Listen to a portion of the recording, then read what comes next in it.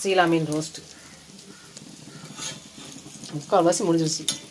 இந்த 3 பீஸ் மட்டும் எடுத்துட்டோன்னா வேலை முடிஞ்சுது.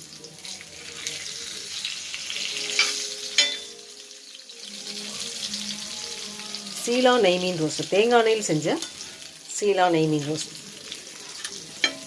சில பேர் சீலா நெய் மீன் சொல்லுவாங்க, நாங்களும் சொல்லுவோம் சீலா மீன் சொல்லுவோம். அது கொஞ்சம் விலை அதிகம்தான் இந்த மீன்.